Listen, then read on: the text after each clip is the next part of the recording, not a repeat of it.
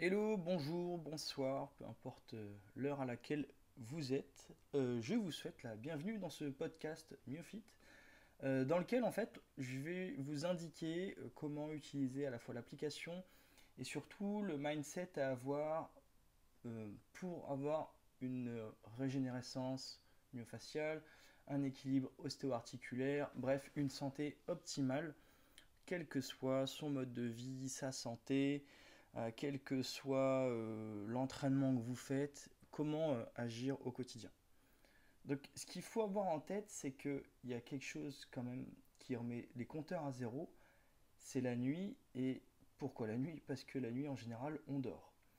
Et qu'est-ce qui se passe quand on dort? On garde une position immobile pendant, je sais pas, on va dire, allez, 5 heures pour les plus, je sais pas, ceux qui dorment le moins, et 8 voire même 10 heures pour les marmottes.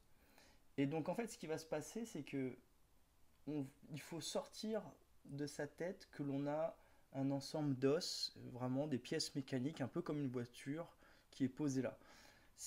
On a une voiture, mais à travers chaque élément de la voiture, le moteur, la carrosserie, les suspensions, il y a toujours une colle qui fait le lien, et le lien, ça s'appelle le fascia. Donc dans le fascia, en fait, c'est pas une chose, je mets plein de choses dans le même sac avec le mot fascia. Je vais mettre les tendons, les ligaments, ce qui recouvre les muscles, euh, bref, toute cette espèce de colle qui, au microscope, en fait, c'est une toile d'araignée qui vient lier chaque élément de notre corps. Et en fait, cette colle-là, lorsqu'on est allongé ou assis, peu importe, dans une position immobile pendant longtemps, cette colle-là, faut pas oublier que c'est de l'eau. Et en fait, on est un grand sac de liquide. On dit que le corps est composé à 70% d'eau, c'est vrai. Et en fait, cette eau, elle est stockée dans les fascias. Et donc, ce qui se passe, donc ce que je disais, c'est ça la différence de la voiture, c'est que la voiture, c'est vraiment un ensemble mécanique. Nous, on a un ensemble fluidique. Donc, à partir de là, en fait, ça change un petit peu les perspectives. Et lorsqu'on dort, et qu'on se réveille, forcément l'eau n'a pas bougé depuis un certain temps. Donc imaginez que vous avez un bac à pluie ou je sais pas un seau qui traîne dehors dans votre jardin. Ça fait longtemps que vous l'avez laissé dehors. Voilà, vers le printemps, vous revenez voir ce seau, vous n'avez pas fait attention. Là, vous voyez, il y a toute l'eau qui s'est accumulée des pluies de l'hiver, etc. Et donc là, vous voyez, il y a même des dépôts, c'est un peu sale au fond du seau. Bah, en exagérant, c'est un petit peu la même chose lorsqu'on se réveille. C'est-à-dire qu'on crée des dépôts, c'est pas qu'on crée des toxines, mais il faut la secouer cette eau. D'accord? Donc cette régénération tissulaire et liquidienne, elle va se faire toutes les nuits. C'est-à-dire que toutes les nuits, il y a comme un bouton reset de par notre position immobile. Mais c'est exactement le même contexte si on travaille assis 8 heures par jour. Alors je vous laisse imaginer l'équilibre myofacial si je travaille 8 heures par jour assis et si je m'endors 7 heures. Vous vous rendez compte sur 24 heures? Alors de tête, je prends ma calculatrice, ça fait 8 plus 7, 15 heures. Donc ça fait les deux tiers du temps, en fait, on est sur une position sur laquelle les tissus ne bougent pas. Donc forcément, s'ils ne bougent pas, bah, ils engramment de 1 la position. Donc c'est ça qui va donner beaucoup de déficiences motrices, beaucoup de déficiences musculaires. Mais d'un point de vue liquidien, c'est vraiment ce qui, à l'encontre même des concepts de santé que l'on pourrait avoir. Donc ça peut arriver, on ne va pas quitter son boulot pour sa santé parce qu'on travaille assis. Par contre, on pourra avoir des exercices de remédiation justement pour favoriser l'équilibre euh, de ces tissus. Et ça vaut même pour le sportif. Le sportif, la seule chose qui est différente, c'est que le tissu, lui, c'est tout l'inverse. Il est peut-être un peu trop stressé, un petit peu trop stressé. Et en fait, qu'est-ce qui va se passer? C'est que là, c'est un petit peu comme si le sac d'eau, bah, on le secoue tellement que faut qu'il récupère. Donc là, c'est un stress qui est complètement opposé. Mais peu importe, la régénération, elle est la même. C'est-à-dire que faut toujours avoir des exercices en réaction par rapport aux actions que l'on mène. Si on travaille 8 heures par jour assis, bah, c'est une action qui est faible. Donc, il faut quand même trouver un exercice qui va combler ça. Si au contraire, je suis sportif de haut niveau, je m'entraîne 4 heures par semaine, 4 heures par jour, et ça, 6 jours par semaine, bah, je dois trouver des exercices en réaction à cette régénération tissulaire. C'est là où j'interviens et c'est là où je vous conseille par rapport à comment optimiser un petit peu cette régénération-là. Mais maintenant, essayez de voir votre rythme de vie, à quelle heure vous vous levez généralement, à quelle heure vous vous couchez généralement, à quelle heure vous entraînez généralement.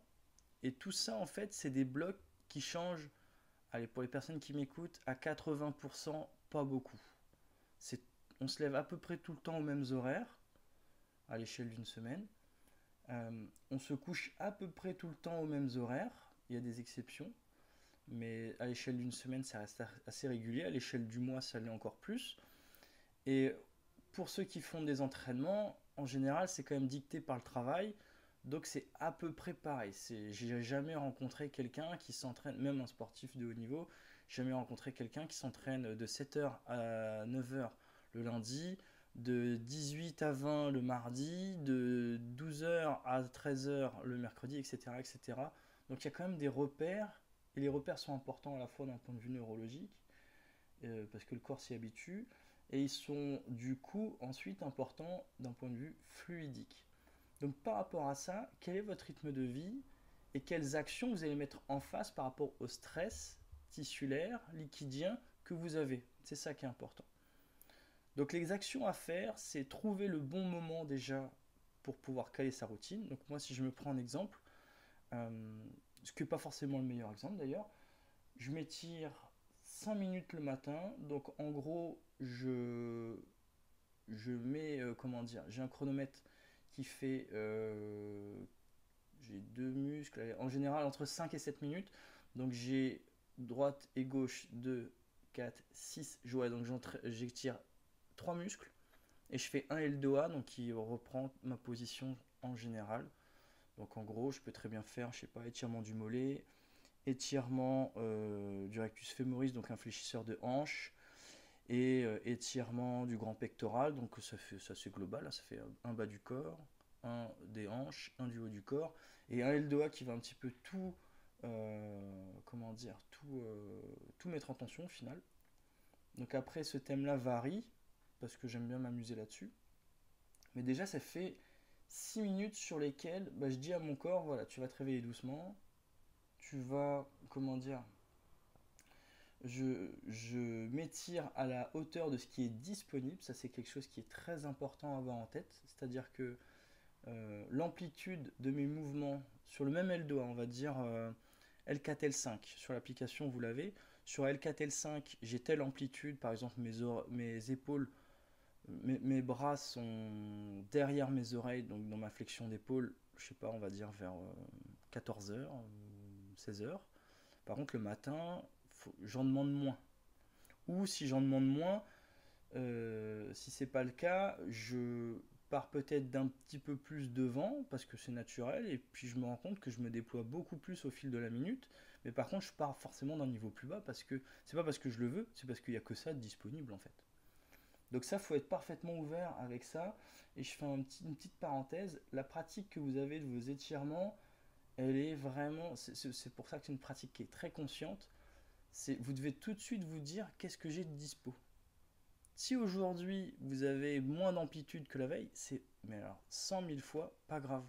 Parce que peut-être que vous avez eu un stress beaucoup plus haut la veille.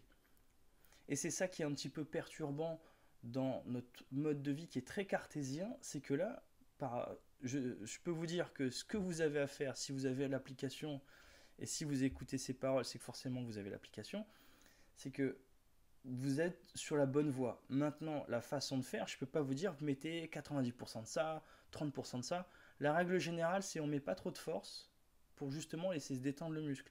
Mais peut-être que lundi, vous allez vous sentir très bien parce qu'il y a eu le week-end et que vous allez peut-être vous dire au bout de 10 secondes, ah là, je peux peut-être en mettre un peu plus sur ma flexion de cheville, là, je peux peut-être tirer un peu plus sur mon dos. Ok, c'est parfaitement ok.